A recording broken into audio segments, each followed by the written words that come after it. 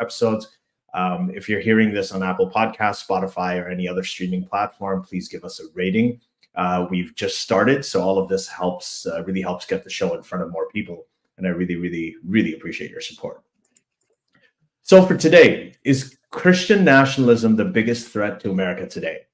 So James Carville, who's a political guru and strategist who helped get Bill Clinton elected president twice, recently warned that he thinks it's more dangerous than Al-Qaeda.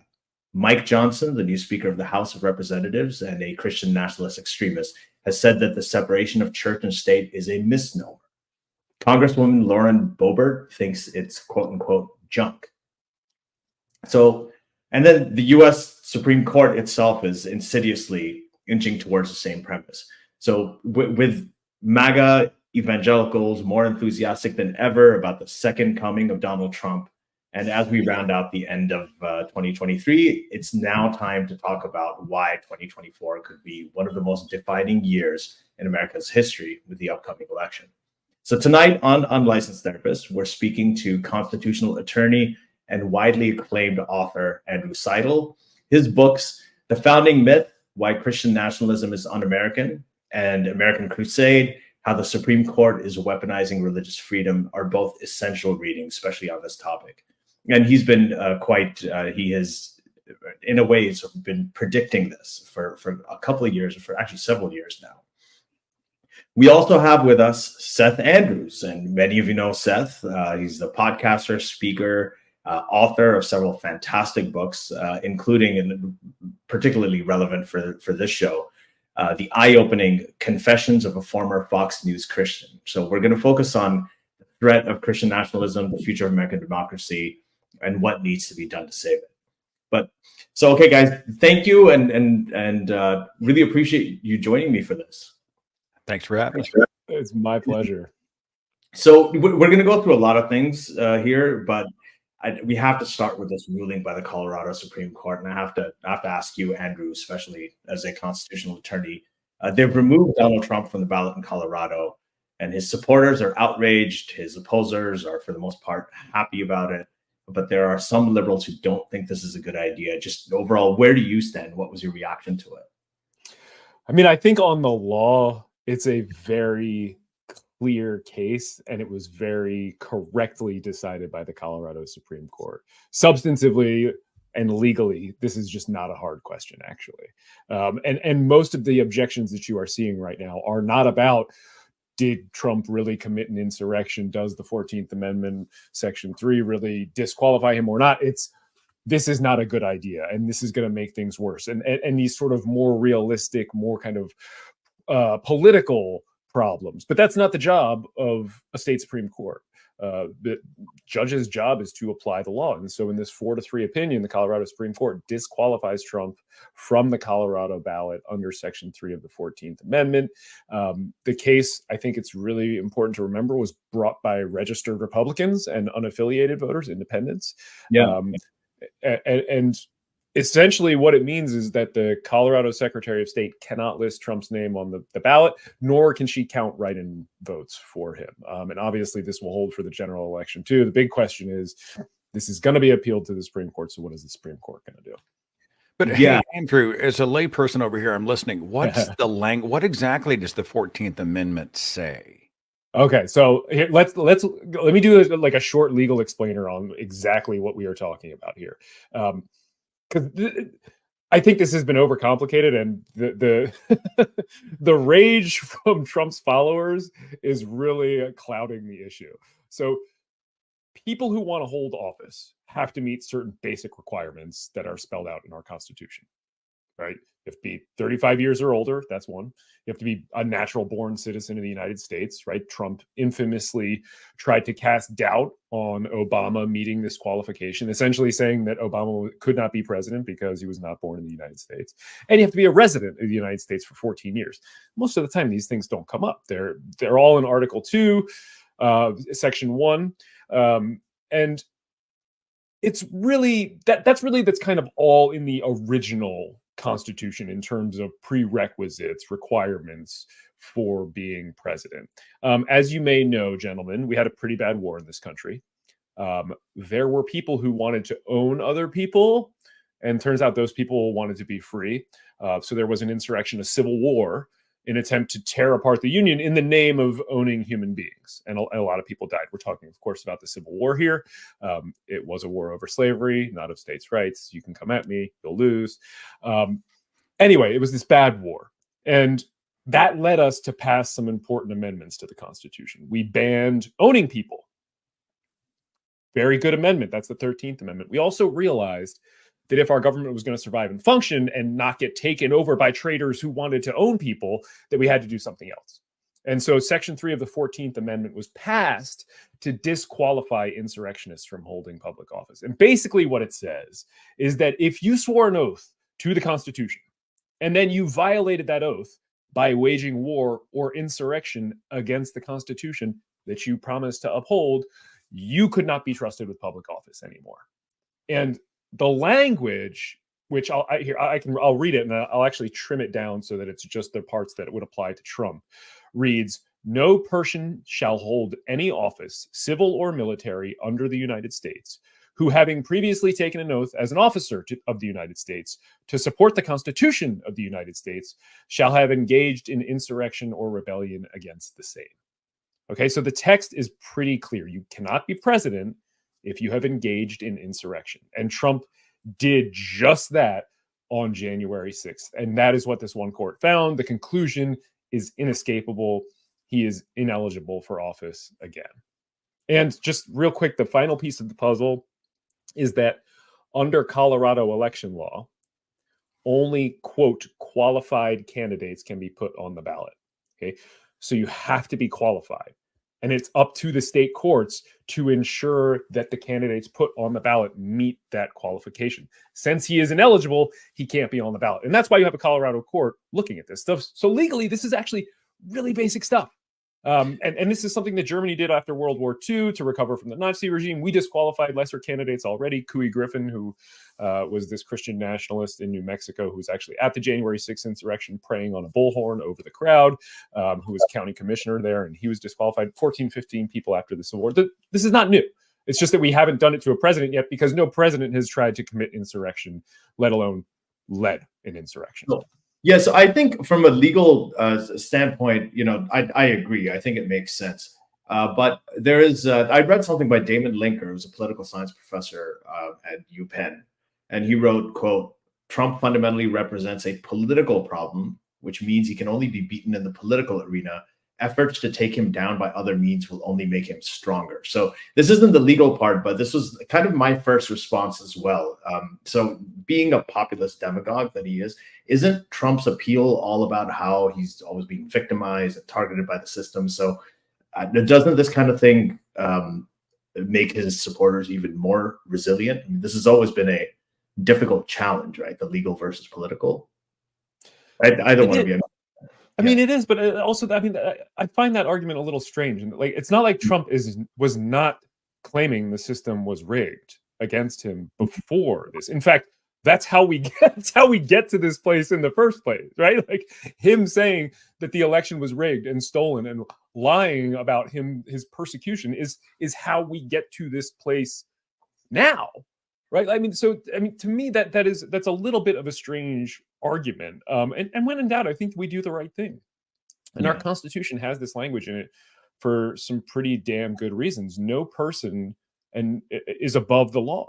And that's true even if it makes a lot of people angry. It's true even if it makes a lot of extreme people angry. It's true even if one political party gets angry. This is not about partisan politics. This is about the words that are in our Constitution and the survival of our republic. And that is why those words were written into the Constitution. Okay. Got it. And I do want to come back to this later to talk about how it's going to go to the Supreme Court. So we'll discuss that towards the end. But I wanted to get started on this topic. And so, I read the Lauren Boebert and Mike Johnson quotes. I mean, there's a lot of rhetoric like that going around.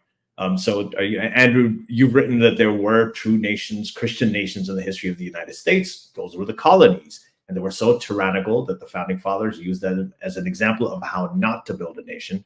And Seth, you've sort of famously said that the founders came here fleeing church overreach and specifically didn't want it repeated in the American experiment. So I want to just start with Seth here on this question: is why don't more people understand this today?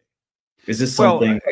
Allow me to elaborate a little bit. I also know that many of the Puritans did want to establish their own sort of theocracy, or, they felt like that they wanted to be able to express and even spread their faith without having to answer to anybody else. And so it's not like they came here as victims. I mean, and Andrew can probably speak, having written the founding myth, but I am struck by how I was programmed. Those who know my story know that I came out of devout evangelical Christianity, but I am actually speaking next month with a fellow escapee from a Christian curriculum called ACE, Accelerated Christian Education. And I'm using the word education with a big asterisk. And at the bottom of the asterisk, it says this is BS, because it wasn't education. It was straight up cult programming. But in the school, Christian nationalism was the order of the day. We wore patriotic colors. The school uniforms were red, white, and blue. On chapel Wednesdays, when we would attend the chapel services, the boys wore neckties that had American flags all over them.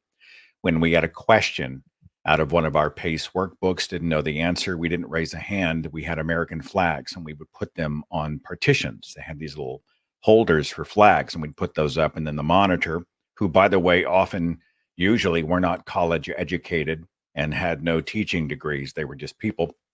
They would come by and answer the question. And we were told, that we are soldiers in God's army.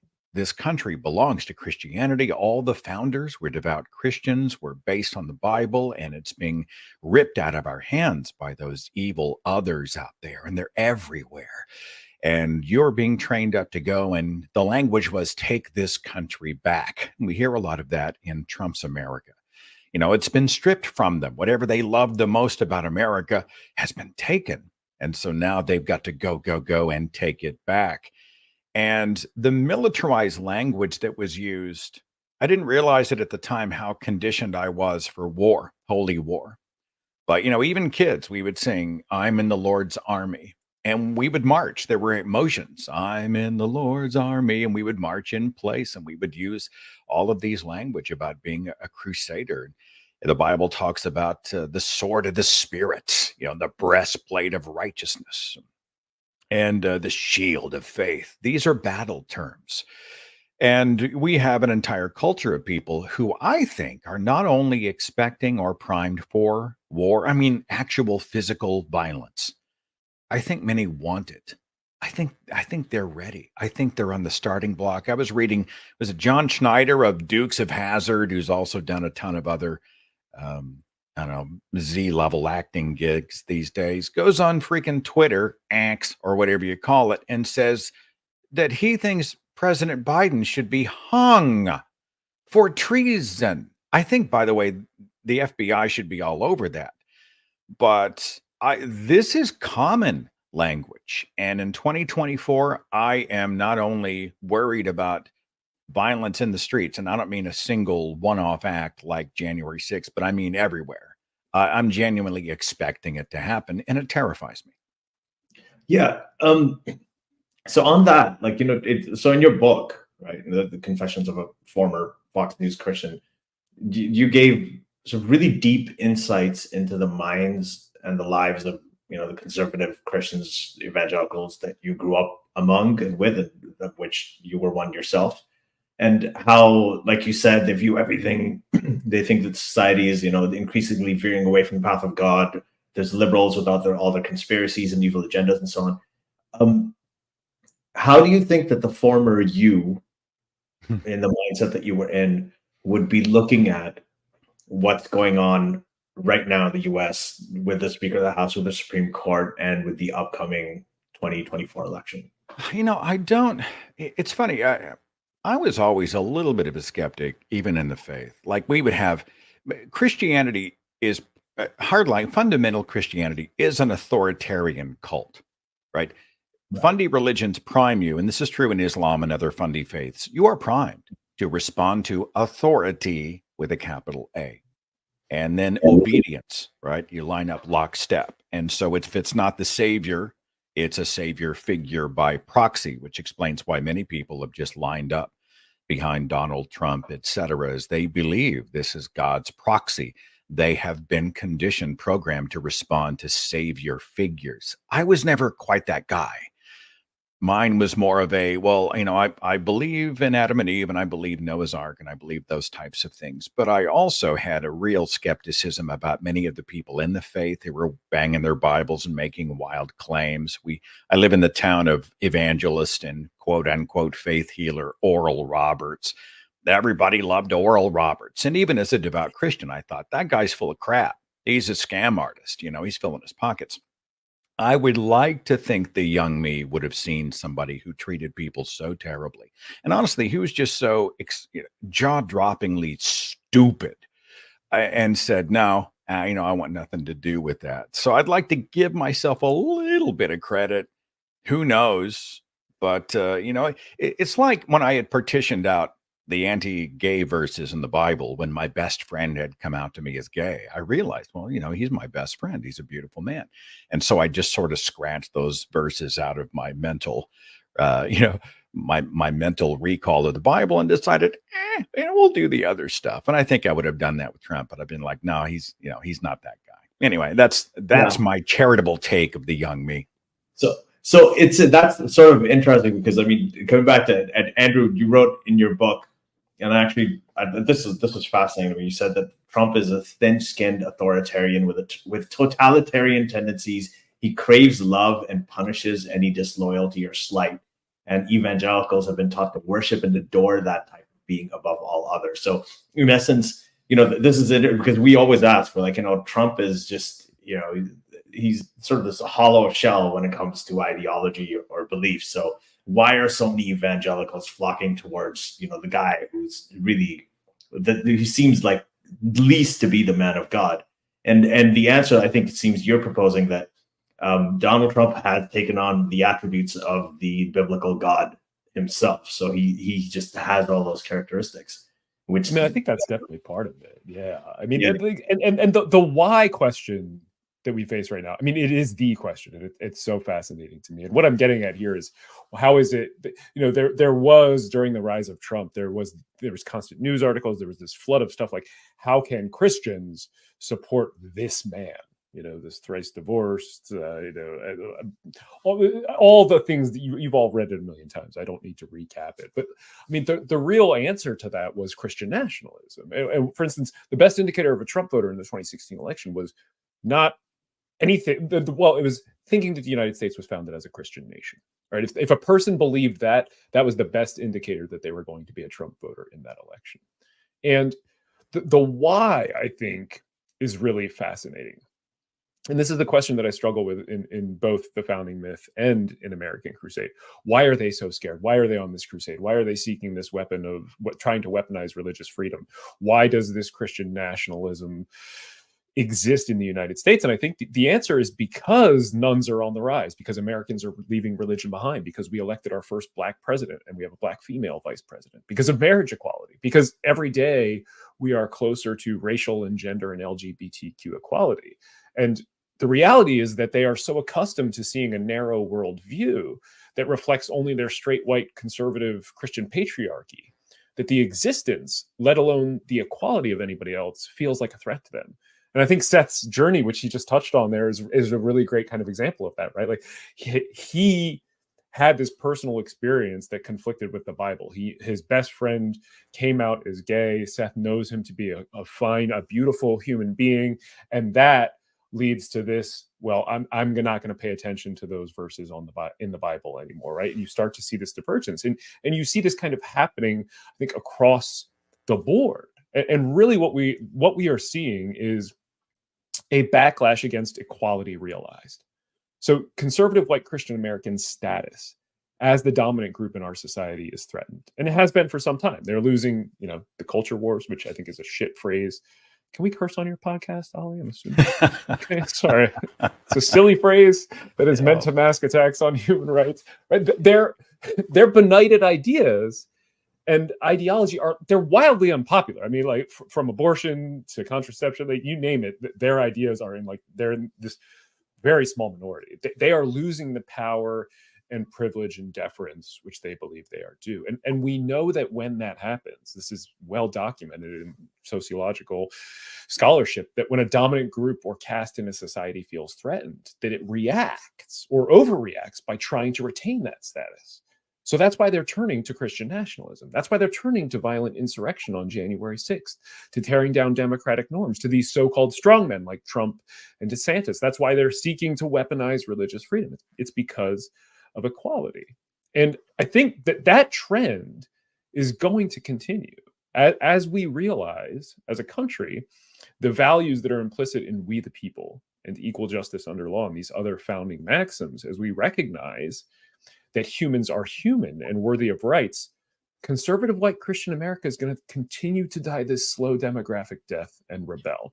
They are raging against the dying of their privilege. Andrew, haven't you noticed that it's split? Like, I find there's a cult of personality. They epitomize. Trump said, I could shoot somebody on Fifth Avenue and I'd gain more people, or whatever he said. They epitomize, they are true believers. Now over here, you got people who were just transactional, right? The freaking psychopaths who've decided, well, he's a piece of shit, but I'm using him because he's got a huge following, and I'm gonna stare. Ryan Walters, right? Oklahoma's superintendent of public instruction. I'm convinced. I think he's just stair stepping. Totally, regardless of what he thinks about Trump, I think he's transactional. Oh, you know what? If I go and I sing that rhetoric, I get more money, power, prominence, fame, celebrity, etc. So I just find too the true believer and the people who have just weaponized him for power. I don't know. I think this is that sort of disconnect, or that alliance, I think, is the story of modern Christian nationalism in the United States. So we've seen waves of Christian nationalism throughout American history. And so really, I talk about this in the chapter of the founding myth, where I get into the 1950s and to everything, the wave of Christian nationalism that crashed onto the country in the 1950s, where you get in God we trust adopted as the motto, under God added to the pledge, prayer room put into the Capitol, National Day of Prayer, National Prayer Breakfast, all these awful artifacts of that wave of Christian nationalism. And really what you have happened at that time is American big business uniting with American Christianity to obtain political power in a way that we have not really seen in our history. And this is well documented in Kevin Cruz's book. It's a pushback against the New Deal. It's an attempt to undo a lot of the great things that were done in the New Deal, especially things that included regulation of businesses, for the silly things like the health of the worker and our environment and things like that, right? So they realize that they can't win political power without each other, and they unite to push back on the New Deal. And that is the story of modern American politics. And it is that union where you have business using religion to gain political power and funneling money into it for that purpose, and religion using business to gain political power and get things like abortion, et cetera, all that kind of stuff. And it's this mutually beneficial parasitism, if I can say that. And that really is, I think, like where we are. That's how the Supreme Court has been captured. It tells us so much of the story today. Yeah, and I think that there's also the element of the Cold War. The Soviets, like, there's this idea that Soviets are, the godless atheists, and they're differentiating Americans from what the Soviets were. I think that also had some part. It was all happening sort of simultaneously. I don't know if that was a primary reason, but I mean, it certainly is, and it's something I talk about in the founding myth. But you have to have an other in those situations. I mean, and you can see this today. I mean, the Christian nationalist movement right now is constantly searching for an other to demonize, whether it's immigrants or Muslims or trans athletes, right? Like you name it, they have to have one, and they are constantly throwing spaghetti potential enemies at the wall and seeing what will stick with their base, what will scare them the most into action. And it's, I mean, you know, Seth, I don't know if I've ever actually told you this. I had a big section in American Crusade about Fox News and the conservative media and how they operate. And I quoted your book, and we ended up having to leave that entire chapter on the cutting room floor. I do that. I render otherwise where they work discardable and worthless. This is my calling card, but yeah, I get that.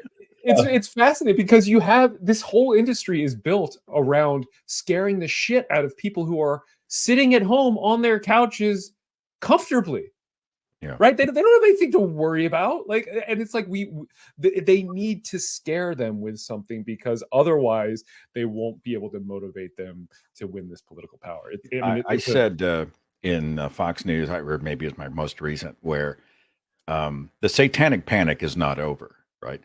If it's not something I love or support, then it's not godly. If it's not godly, then it must be aligned with God's enemies. Mm-hmm. And God's enemies are fueled by the ultimate enemy, which is Satan.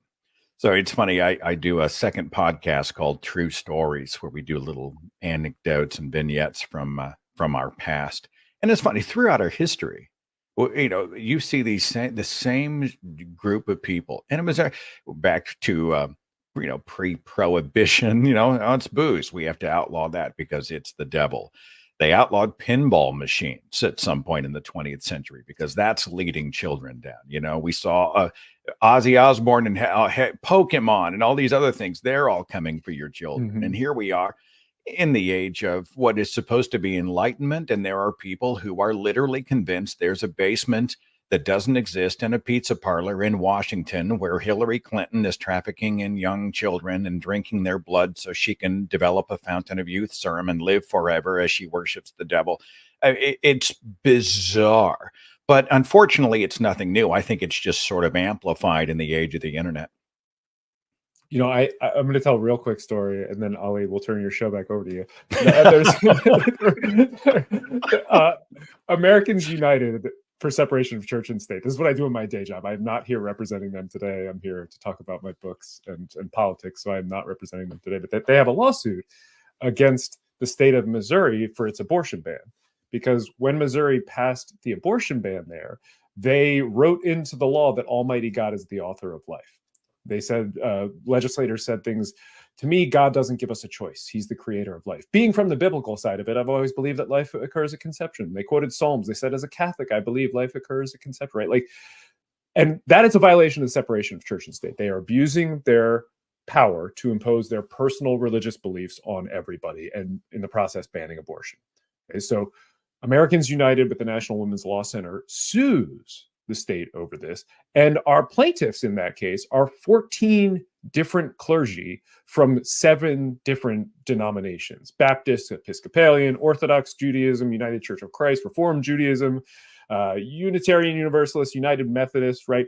And the Attorney General goes on to conservative radio just a couple weeks ago and says, it's important to understand who the plaintiffs are here. It's the Church of Satan. Right. And they want a religious right to kill babies. I mean, this is it's such a good example of what you're talking about, Seth. And it's such a common thing that happens. But there, it's just so striking to me because you have the Attorney General willing to label anybody who doesn't agree with his personal religious beliefs about abortion as members of the Church of Satan. And these people are clergy in like Christian and Judaism. I mean, it is mind blowing to me. Anyway, yeah, you know, a lot of this, and we'll talk about this. I have a question about, you know, how we communicate as well for both of you. But before that, you know, Andrew, we talked about some of the history. You were talking about the 1950s and the marriage of Christian nationalism and big business in the U.S. But just overall, how the hell did we get here? How has Christian nationalism grown and evolved in the longer term? Are there, so you know, you talked about how in God we trust ended up on American money, and the Pledge of Allegiance had gotten it, and that all happened in the 1950s. But can you outline some of the other key moments in American history, recent or past, that significantly contributed to the rise of Christian nationalism? Yeah, I mean, it really is useful to think about our history, our country's history with Christian nationalism as one of beating back successive waves. So there are times in our past where Christian nationalists kind of gain political power, and they abuse that power to impose their religion on all of us. And we are then left to contend with the disfiguring scars of that wave of Christian nationalism.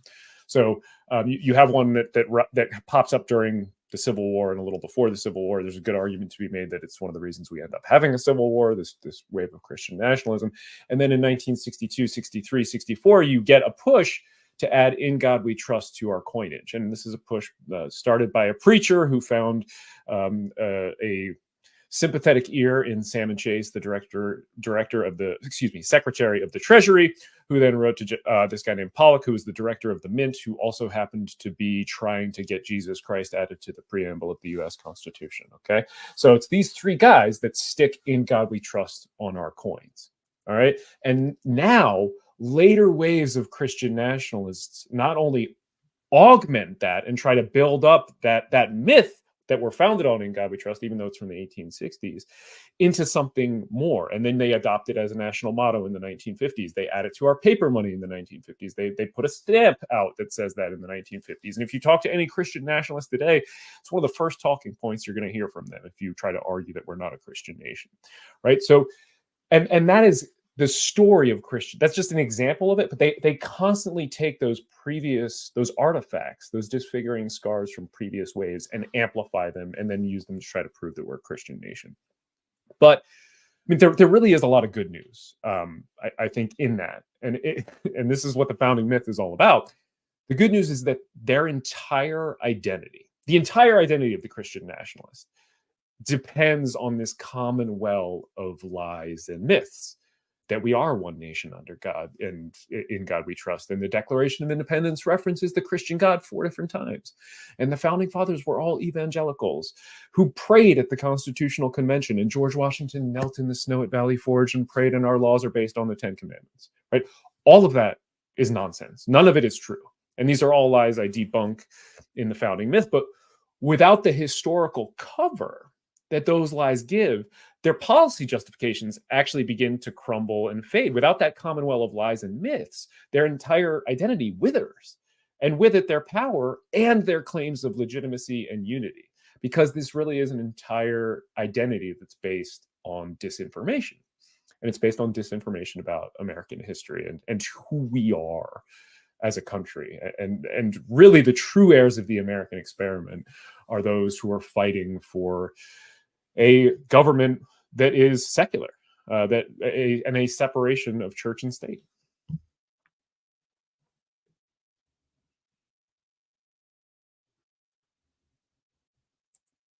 Forgive me, Ali, I cannot hear a word you're saying. Forgive me. You muted yourself, buddy. Oh, I did. I muted myself. It's the oldest mistake in the book. But yeah, I wanted to. So yeah, thanks for that.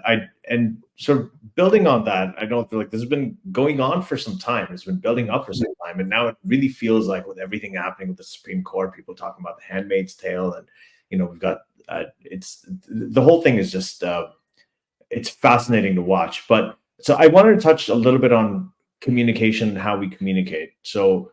And this is really, I was curious about what you thought about this, Seth.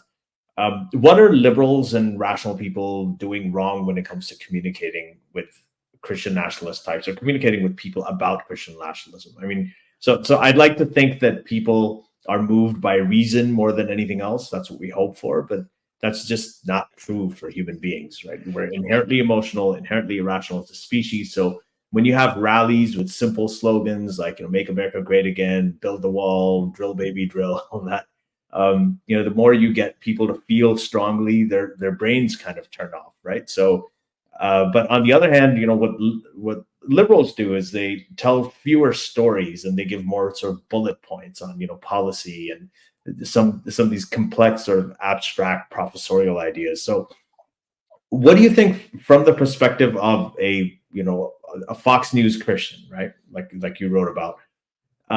What should people like Andrew, yourself, me do differently to counter these ideas? How do we tell our story, and how do we get the message across in a way that it sort of, I guess, resonates more emotionally with people?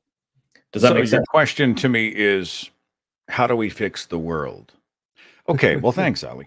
I'll let me work on that one here. Hang on. I may need a minute to get my my Post-it notes all aligned for that. No, Yeah, no, no. I understand your question. I how do you think some of this. yeah. I think some of this relates to how I speak against religious dogma or debunked mythologies. When I first came out of the faith, I was pretty hot. I felt like I'd wasted time. I was mad at myself for taking so long to figure it out.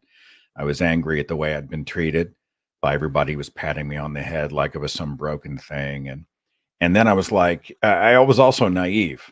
If I go and I show them what I have discovered, what the facts are, everybody's going to be like, wow, I didn't know that was in there. I didn't realize the Bible had that. I didn't realize this was a contradiction. I didn't realize that the geologic column disproved Noah's flood. I want to pursue the best ideas. And we would all join hands, and there would be music and light and confetti, and we would all frolic off into Reasonville together. Never happened. And I left more frustrated. They doubled down because they felt attacked because I just went in like a steamroller. It took me a few years to begin to understand that there's something else happening. And a lot of the shows that we've been doing recently on my channel have to do with ideas, brain psychology, identity beliefs, not just the beliefs where you're like, wow, that's interesting. I can walk up to someone and say, hey, did you know that dogs don't see black and white, but actually see a shade of color? I always thought it was only black and white. Wow, that's amazing. I'm so glad you told me that. Hey, you walk up and you say, hey, did you know that George Washington had some dentures with slave teeth in it? And they're like, and they have a massive coronary and say, how dare you? I think understanding that these are beliefs that are defended. When someone has an identity belief that is confronted with a challenge, the same part of the brain fires up with an ideological threat that does with a physical threat. They are not listening. They batten down the hatches. My first tactic is to try on the one-on-ones to create an environment where my interlocutor feels safe. I'm not attacking you. Let me tell you my position here and where I'm coming from. I use the word I a lot. A great example, and forgive the long answer, almost done. But I actually had a conversation earlier this week. It's okay. You can go for longer. Yeah. Okay. I had a conversation this week with someone who is a MAGA, who is terrified that everybody's coming, right? They're divinely protected and no weapon formed against them shall prosper. But everybody's coming to take everything they have. They're just over the hill. The kind of stuff that Andrew was talking about. And they believe it's a Christian nation, blah, blah, blah. And I phrased it this way. I said, do you believe that I am less of an American than you are? Do you believe that I deserve fewer rights than you do? Do you believe I'm a traitor to this country if I'm not a Christian? Do you think I should get less? Do you think love it or leave it? Should I be kicked out? And because they know me, I could see them start to wrestle, all of a sudden they start to glitch out because I'm not being seen as the other in the abstract. Now they know Seth, who's a good guy, a moral man who loves his country and wants good things. Would they really like me to be a second-class citizen? And those types of seeds are the ones that I have been planting in the one-on-ones. In the macro and the larger, I've just been trying to sound the alarm out there. These are problems. Here's the data. I think those are two different conversations. But how do we change minds? Man, this is the $20,000 question. I wish I had the answer. Yeah, I'm just gonna tell this is something that I thought of. We had in the previous podcast, Secular Jihadists, we had Sam Harris on once, and he was quoting a lot of polls about the Islamic world and what percentage of people think that apostates should be punished, and so, or actually put to death. Sorry, apostates, people who leave the Islamic religion, the death penalty for them, the penalty for them is death. So And we had this conversation in the sense that some people in my extended family were very religious. If you ask them, should apostates be put to death? They're Muslim. They have said yes. They're like, yes, if you leave Islam, you should be put to death. Then I ask them about myself. I'm like, but me, I did the same thing. Should I be put to death? And then they struggle with it, just like you said. Well, no, you're a nice guy. And I realize, I think that from the one-on-ones and maybe to some extent the macro, being the example, sort of living your life by example and showing people that you can have people who are secular, but they're good, they're just as conscientious, just as moral as everybody else. When people see that in people that they know, I think that that's actually can be enormously powerful. Well, and I think something else that disarms them is when I reveal that many of my allies in the equality fight are Christians. I just had Amanda Tyler from the Baptist Joint Committee. She founded Christians Against Christian Nationalism. She's a Baptist. We disagree on theology. We agree on humanity. Andrew Whitehead, sociologist. Have him on. He's a Christian. We disagree on theology. We agree on humanity. I've got a release coming up with Dr. Robert P. Jones of PRRI. He's a Christian. We disagree on theology. We agree on humanity. And a lot of people, when they realize that, I will fight for your right to be able to have and hold a personal religious faith without persecution. And many of my allies are also believers and good for them. I think that defangs them a little bit. They're a little less afraid. Hey, there's a Baptist who's alongside Seth, mega pastor Tony Campolo and some of these other guys, that blows their mind. And I think it starts to maybe take a few bricks out of the wall. Yeah. Andrew, you're both talking about humanizing vague concepts for people too, which is, that is one of the key things to do. That's what storytelling does as well. Like you are putting a face to this vague idea that Christian nationalists are the true Americans, or that people who leave Islam should be executed, right? Like those are vague ideas that people can agree with or not. But when you put a face on that and it's going to impact somebody that they know and love, it's a whole different calculus for them, right? And there's a can of worms that Ali opened up. Forgive me, Andrew. I just walked all over you. Go for it. I saw something bright and shiny, and I just got distracted. That's my fault. It happens. No, Please go. I like opening up. He was talking about the left and some of the mistakes that we make. And, I'm a lefty. Some would call me a hard lefty. I'm a straight up liberal, right? I'm one of them secular humanist liberals. But I know that many on the left can be totally intolerant of self-reflection and criticism. The reason I know this is because they are human beings, and we are all guilty of bias. We're all guilty of having an emotional reaction, and we have all these defense mechanisms. Well, I may be like worked up, or I may have overreacted, but it's nothing like as bad as they are. Why would you ever focus on me? Or some people who are toxic people will weaponize a legitimate cause and say, all right, well, I'm going to be awful to people in the name of whatever, right? Racial equality or gender equality. And they go out and they do horrible and say horrible things. And you're like, whoa, wait a minute. This is not helping. You're making it worse. And they say, if you oppose me, you're an enemy of the cause. And then they target you.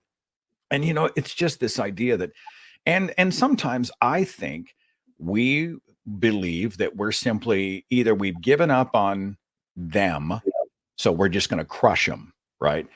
They must be destroyed because they can't be reasoned with. And then it becomes mostly a bunch of keyboard mashing, fuck you rage nonstop, which is not how we fix the world. And I've gotten frustrated. I did a speech a few years ago called "You Are Evil and You Must Be Destroyed," that talks about even many of my fellow lefties, and I've been guilty of dehumanizing the human. Many of the people who are doing the worst stuff, some are freaking psychopaths. Yeah, you can't reason with them, fine. But there's a lot of them who are just victims of bad ideas. Catch me 30 years ago, I would have been a Christian nationalist. Was I a horrible human being? I was a victim of bad ideas. I just needed a chance. And I'd like to see a lot more of that with my fellow lefties. For sure. I could not agree with that more. It's not stupidity. It's not mental illness. None of this stuff. It's just people trapped by a set of bad ideas. And so, I mean, I was a neuroscience. My Bachelor of Science degree is in neuroscience. This stuff just fascinates me. I've tried to stay up with it. I mean, so I mean, there are three things I want to say. Is one, Ali, you alluded to this in your question, and Seth, you touched on it too just now. Is we are not reasonable creatures. We're not. We want to be. As I think people who have left religion behind, we like to think maybe we are a little more. We're not. We're emotional beings. We're guided by gut. Like that's the reality. We make snap decisions. Like, yes, we can engage our prefrontal cortex and override things from time to time. Most of the time, we're not. And two is I think that is a really useful thing for us to know and can be really important going into the conversations that we're talking about. Like, one of the main things that I think we need to do when we are trying to have hard conversations, be they political or religious or what, is temper your expectations. Like, you are not going to go into a conversation and change somebody's mind. That is just not going to happen. Stop expecting to. Like, Seth, this is what I was thinking of when you're talking about charging in and trying to convince everybody after you left Christianity, right? Like, that's not going to happen. People change their own minds. Nobody changed Seth's mind. He changed his mind on his own. So what you do is you have a conversation that plants some seeds of cognitive dissonance and is kind and gentle and not telling people they're idiots, not telling people they have a mental illness, so that when they realize that cognitive dissonance and have additional questions, they can come to you for those answers and you can continue that conversation. Hands down, the most effective way to do any of this, to do any kind of persuasion or convincing. And it's something that I think is just absolutely crucial. And the last thing I want to say on this, to especially to some of the stuff that you were saying, Seth, is, Chrissy Stroop is used this phrase, and I think I've completely stolen it by now. I apologize, Chrissy. And shared values matter more than shared beliefs. And I mean, I just could not agree with that more. And especially with the fight that we are in against an existential threat like white Christian nationalism, shared values matter far more than shared beliefs. So I would far rather sit down and have a drink and a chat, and I like to say split some guacamole with a group of Christians who value anti-racism and social justice than a group of anti-equality atheists. Now, there aren't many of those, but they do exist, and they are loud. Like, my dream is to live in a country where the separation of church and state is valued by everyone, where we all understand that true religious freedom can only exist with a secular government, and true freedom of thought can only exist with a secular government, where there is no such thing as the freedom of religion without a government that's free from religion. I want to live in a country where the nonprofits that I work for every day are unnecessary. I want to get together with my friend Amanda Tyler and Seth and Ali and have these deep, fascinating conversations about God and the nature of the universe and why we're all here, and disagree about all those things.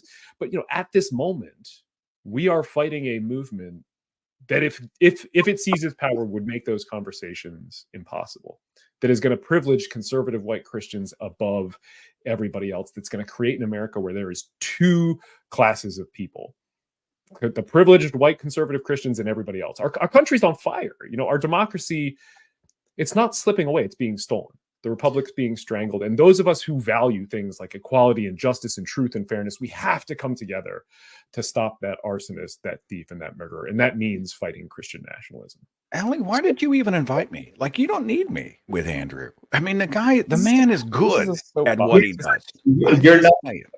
He responded to you, Seth. I'm ancillary. You're the one who inspired all of that, and that is fantastic. And I wanted to say, this is the truth. That's the truest statement that's been made so far. Seth is my inspiration for so much. When I hear his voice, listen, go look at my Twitter and see what I say about Seth's voice. Yeah. It's a rabbit trail. For me too. But and one thing, I loved what you said about how people, you don't change people's minds; people change their own minds. And I've always thought of, like, just in terms of storytelling, if you look at the way that religion has changed people's minds and actually had a chokehold on them for centuries, millennia now, there's a lot of stories. There is fiction. There is art. You go to the Vatican, there's the 4 rooms painted by Raphael. You look at Islam, there's calligraphy, and there's the music of the prayer call.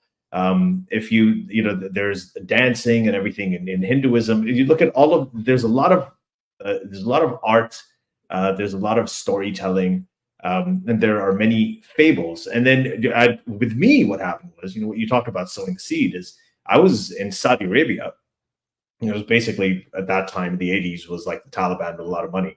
And I was in an American school, so just very siloed. And our science teacher was lazy when I was in 5th grade and showed us Carl Sagan's Cosmos series to sort of teach us That'll about. do it. Yeah. Carl Sagan didn't say anything in that series about God or secularism or anything like that. He just gave better explanations, told amazing stories, and used amazing analogies, and it was just very beautifully produced. There was a lot of sort of artistic elements. So I think that there's something to that in terms of, like, rather than you being very cerebral in our conversation, to actually, like, the thing that brought me onto gay rights, where when the generation I grew up, everybody was homophobic, was not the op-eds or anything. It was watching Philadelphia, the movie. Or Will and Grace, or some of these things. So I think that there's a lot to be said about storytelling when it comes to this. So if I can piggyback on that. Oh, I'm sorry, I interrupted Andrew again. No, I just want to say Sagan is such a perfect example of that, because he is so brilliant. Yeah. But when he communicates, he does focus on all of these other things to get you to come along with the science that might otherwise be hard to swallow. Like, hands down, one of the best communicators ever. He and Andrew, and anyway, and his and I also want to mention his wife had great things to say about your book. She I mean, and Annie's amazing. So when I came out of the faith, I remember, and this was back in 2009 when I was producing the first work that I had done as an atheist. And I used a lot of storytelling tools. I edited and used lighting and music. And some people really got mad. And they're like, why are you trying to appeal to my emotions? I came out of one manipulative environment. The church tried to lead me around by emotion. We're creatures of logic, data. Why would you use all of these things? And I just blanched at that, because I thought, Ken Burns, the famous documentary filmmaker, said it like this. He said, all storytelling is manipulation. If I tell a story in front of a crowd of 600 people, or if I produce a video or do a specific podcast, and I tell you a story, I want you to lean into it. I want to engage all the senses. I want you to take the journey. Some would call that manipulation. I'm not doing disingenuously. I'm not lying to you, but I'm trying to engage the heart. And when I came out of the faith, I used to hear a lot of people say, well, we don't do emotion because we're no longer religious, which surrenders a huge part of the human experience to the church. I think the difference is that we don't allow emotion to lead us around by the nose. That's the goal. But it's okay to feel something about the things we think about. I was talking to David McRaney, who wrote the book, How Minds Change. And he said it like this: it is impossible to change minds without engaging emotion, because how we feel about things affects how we think about things. And I always try to encourage people, it's okay. I want someone to feel something about the things we think about. I want them to feel pain and grief by the marginalized. I want them to have hope for the future. I want them to experience the full spectrum of humanity in this finite life on this earth. And we don't surrender, the awe and wonder and the grief and the heartache and the pain and the hope and the goodness. We don't surrender that to religion, because it's a human thing, not a religious one. Yeah. I think that I completely agree with you. I couldn't agree more. I think it's super, super important. And people forget that anger is also an emotion a lot of times. People don't. A really useful one for the Fox News crowd. I mean, but this is one of the things that I tried to do in the founding myth, and I even tried to kind of camouflage it in a way. I mean, because there are a lot of previous books that were written that offered gentle, factual corrections to the Christian nationalists. This is what history actually tells us, and this is what the founders actually meant when they said this, and here's what they actually said. But they kind of left it at that, right? And unfortunately, what we learned really, I think, clearly during the Trump era is that correction is not enough, right? Otherwise, we wouldn't have had a President Trump. Pointing out errors is insufficient. So what I tried to do something more in the founding myth. I tried to go on the offensive, and you can see it in the subtitle of the book, Why Christian Nationalism is Un-American. Because un-American is like an emotionally fraught label for everybody. And I did that on purpose. I wanted to create an assault on the Christian nationalist identity. I didn't want to just say that they're wrong, that their beliefs, their identity run counter to the ideals on which this nation was founded, that they are an American, because they've never felt that before.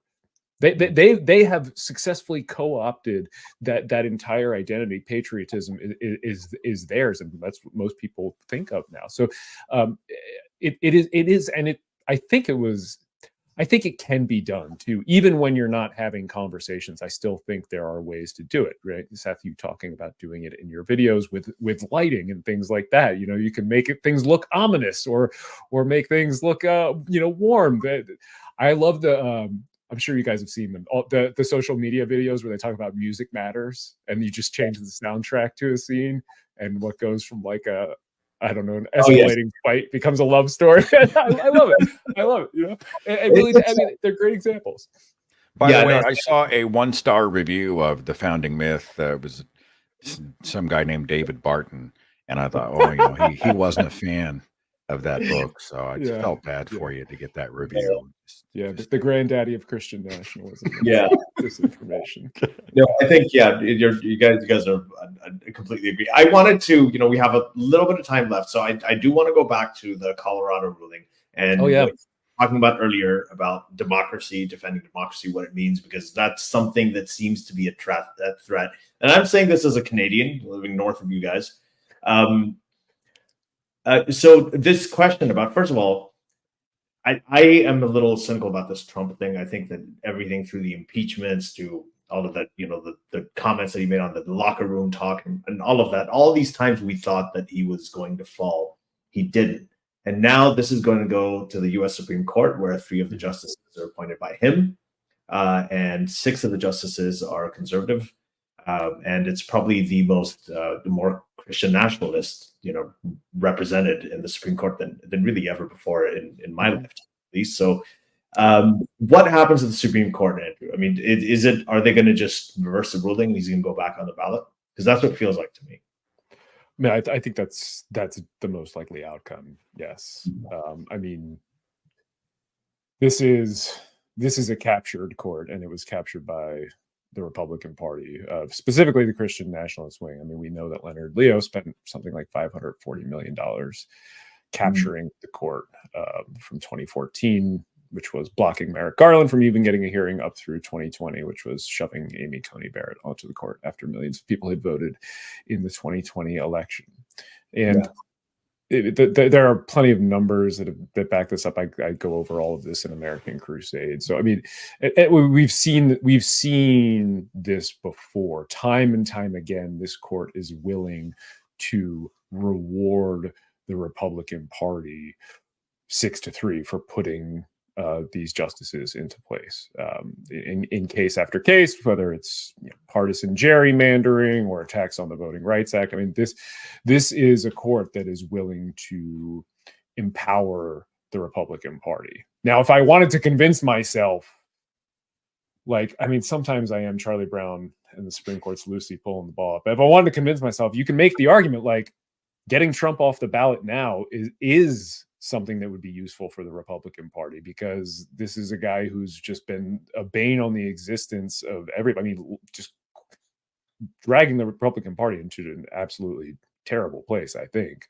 Or maybe bringing it out into the open, whatever you think. But if you are a Republican still, you would still have plenty of time to get somebody else on the ballot there. Get Nikki Haley or DeSantis or Vivek.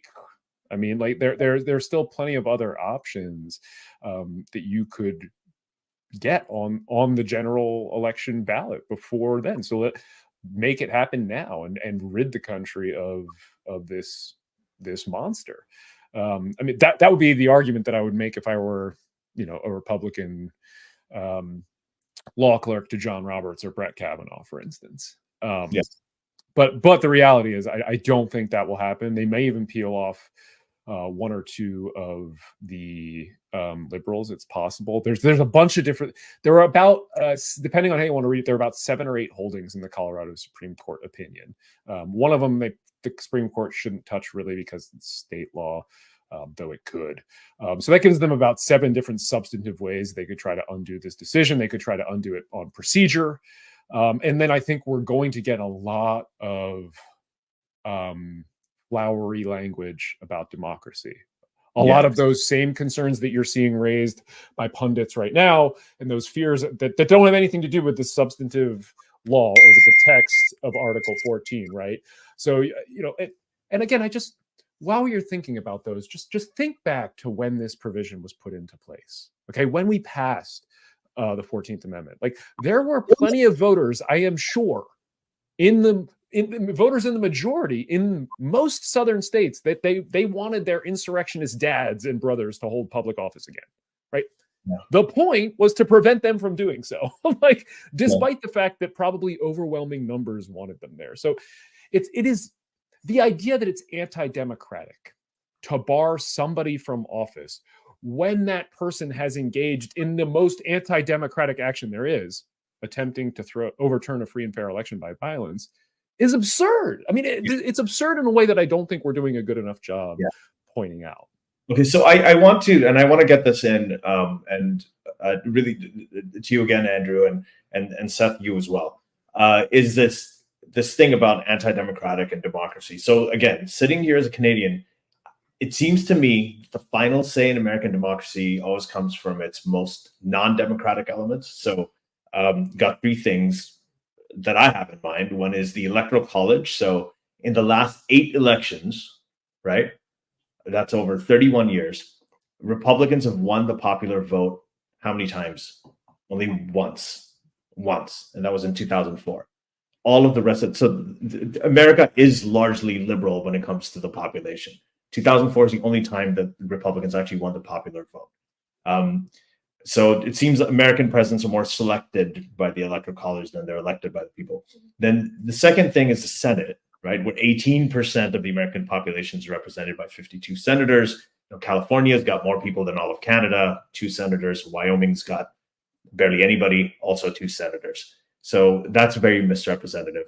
And then you've got the Supreme Court, where there are 9 unelected judges, of which they're appointed by elected presidents, but 5 of them right now were appointed by presidents who lost the popular vote. So, and they have the final say in pretty much everything. So, including on whether Trump will be on the ballot in Colorado. I know that, like I think Mitch McConnell, people say he's one of the most, and I got my start in writing about U.S. politics, so I've been looking at this for many years. Mitch McConnell has probably been one of the most effective sort of Republican leaders in recent history, in the sense that he really tried to transform the judiciary, because they know that they don't have the population, right? They know that the majority of the population really thinks like the 3 of us do. But the only way that they can gain more influence is through the courts, through the Supreme Courts, through the Electoral College, through the Senate, some of these non-democratic elements. But how do you see that, Andrew? And then Seth, you too. Now, this is like a Canadian versus American question. No, I mean, like I think those are all excellent summaries, and there are anti-democratic structures written into the Constitution for sure, and a lot of them, by the way, have ties that go basically directly back to the fact that humans owned other humans for a large chunk of American history. There's some fascinating / terrifying history of the Electoral College and the reason it's there and its ties to slavery. The Electoral College is anti-democratic. The Senate is a fundamentally anti-democratic body. If somebody said, Andrew, go ahead and redesign the U.S. Constitution today, I would do away with both of them without a second thought. They were designed that way, and the Supreme Court too. We really are seeing the problems with having 9 unelected Lifetime. judges. I mean, the lifetime appointment, like, it made sense back then. Like when and this is just such a great example of this question is such a great example of, why we should not treat the Constitution as this holy document, and shouldn't be afraid to amend it or change it when possible, and or when needed. And Elie Mystal, who writes for The Nation, has a great book out called "Allow Me to Retort." Makes a really fascinating point that ties in kind of with Trump and the 14th Amendment, all this stuff. And he's talking about the fact that slavery was so baked in to our original Constitution, right? You have the 3/5 clause. The document goes out of its way not to use the word slavery, but it's really written in, and it's in so many of the structures. And he talks about how in South Africa, where they had apartheid, and they had an apartheid constitution, which, the Constitution was meant to hold up that system. They didn't just add 3 or 4 sentences to that Constitution and think that would solve all the problems. They threw it out and started over. And that is something that I can't stop thinking about, because we didn't do that. We kept the Constitution as it was, with all of those flaws, all of those many flaws, and then tried to just slap a few amendments on and hope that it would work. And we're seeing, I think, that maybe that's not the case. Like the 14th Amendment, this is a great conversation for it, because the 14th Amendment is clear. Trump is not eligible for office, just as if he were 33 years old, or if he were born in Germany in 1944 instead of the US in 1946. No. Right? I mean, he may be Hitler's love child. I don't know. People are saying, I don't know. Yeah. But I mean, that is a basic requirement for public office here, and we are having a raging fight over it right now in the public discourse. And as you said, the Supreme Court's going to be the one to end up deciding. Yeah. So and the opposite argument is that he hasn't been convicted yet. But listen. I mean, that is, I think, one of the pieces of misinformation that is out there right now, because a Colorado court held a trial that lasted 6 days, 5 days, and another day for closing statements. There were hundreds of exhibits presented. I think the highest number I saw was 1,083. The transcript runs to over 2,000 pages. Trump put on witnesses and evidence and even rested his case early. Okay. After that trial, the court found that Trump, quote, engaged in insurrection. And that's what the 14th Amendment says. It does not say was convicted of insurrection, because this is not a criminal statute. Right? This is not about whether somebody committed a crime. It sets out a baseline qualification for holding public office. Right? He's not being punished for his insurrection. He is not qualified for public office because of it. Yeah, let me jump in. But Andrew, what do you do with the people who say, well, he wasn't there? It's not like he led everybody into the Capitol, and eventually he did come forward and say stop. I mean, you and I are on the same page. We know we know. Well, what do you say with people who say, well, hey, look, he wasn't there and he didn't say riot in the Capitol? What do you say to that? Yeah, I mean, the Colorado Supreme Court does like a really nice job of laying out the evidence for that. First, of defining insurrection, going over all the possibilities for that, and then of actually walking through and here's what he did. And did he say be peaceful and things like that? Yes, and here's why. They had expert witnesses on to talk about the political rhetoric that he had. And they quote. I mean, it really is. I'd actually really, if you are genuinely curious and don't get that, go read the opinion. It is actually a pretty. I think it's a really well-reasoned opinion, but I also think it's more accessible than a lot of court opinions out there. I think it can be read by anybody and understood. There are huge sections that you can skip that talk about jurisdiction and standards of review and say things like de novo, and you can just skip those sections and you can get. But there are great headings that you can see, like, okay, this is where they're going to talk about, like, did he actually do the insurrection? Oh yeah, wow. The facts. I mean, the facts are really, really clear there. So I really would encourage everybody to go do that. And they also get into the question of, okay, well, is this protected speech? Is what he said in the ellipse that day protected by the First Amendment? And they go over, there's this analysis that it's a 3-pronged analysis that comes up in the Brandenburg case. And they go over each of those and analyze it. And I think it's easy enough for anybody to read. Okay, I gotta wrap up now. I know we're over time, so just Listen, this is what happens. You give a lawyer a microphone and a radio host audience. Yeah. I love it. I think this is I just learned so much. I always learned so much from both of you, honestly. So I'd love to do this again. But so before we go, Andrew, is there anything you're working? I know you work with the Freedom from Religion Foundation. Anything happening that you want to talk about, or well, we have your 2 books. The links to the books and where you can get them are going to be in the description here. And same with yours, Steph. But anything you want to talk about or plug before we go? Yeah, I mean, so my day job is Americans United for Separation of Church and State, AU.org. If that principle interests you, please go support them. They are nonpartisan, nonprofit, unlike me on this show. I would really, a lot of what we talked about today pops up in The Founding Myth and in American Crusade. And if you've got more questions, find me on the socials. I'm Andrew Seidel everywhere. Good luck trying to get through the noise on Twitter/X, but find me on one of the other ones and I'll likely be able to answer any real questions you might have. Awesome. And Seth? And mostly my shtick is we do a lot of religious criticism. We do a lot of education about, how ideas are formed, and we have some fun. And lately I've just tried to be encouraging to people, including myself. I feel like there is no bottom.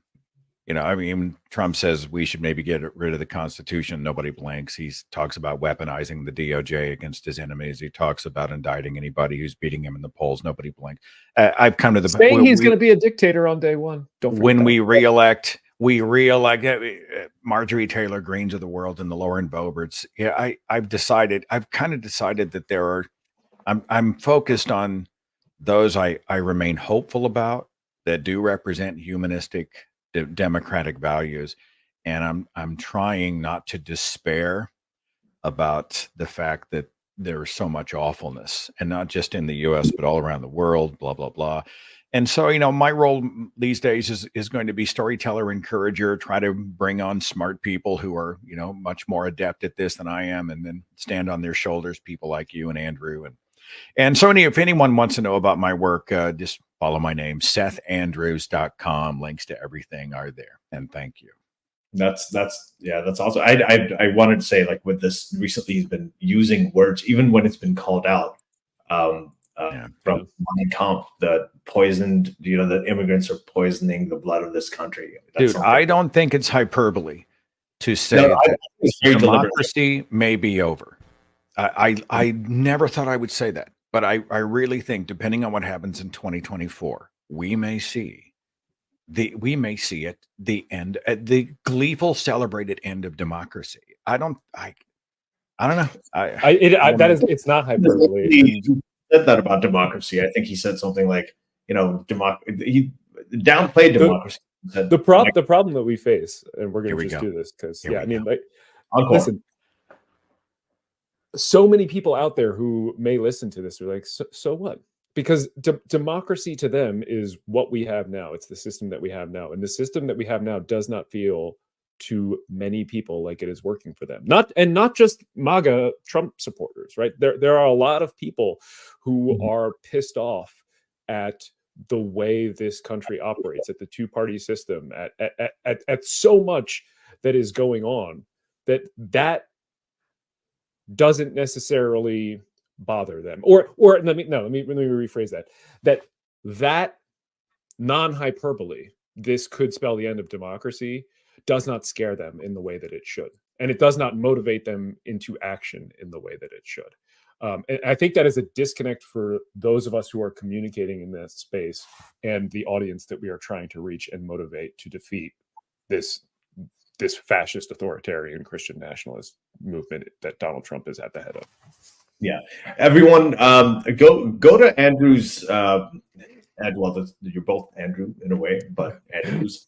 But go to Andrew Seidel's Instagram and look at the main reel that he has pinned. He was speaking in 2019 about this threat, and this was around about a year and a half before the January 6th insurrection. This was before Roe v. Wade got overturned. This is before all of this stuff. And he talked about this threat. So he's been talking about it for a while, and we've all been seeing it just unravel before our eyes. So, I mean, he's been pretty on the dot on this. So I take everything you say very seriously, Andrew, even though sometimes it feels like you're right. It feels like hyperbole, as Seth said, but it really isn't. But anyway, so we're going to wrap up, everyone. Thank you. Again, if you're watching this on YouTube, please take a second to like and subscribe and hit the notification bell. And if you're listening to this on one of the streaming platforms, Apple or Spotify, please give us a rating so that this goes in front of more people, especially if you enjoyed what you heard today. And feel free to please share it with your friends or anybody else you think would be interested. Thank you very much. This is Unlicensed Therapist, and we're going to see you next time. Thanks.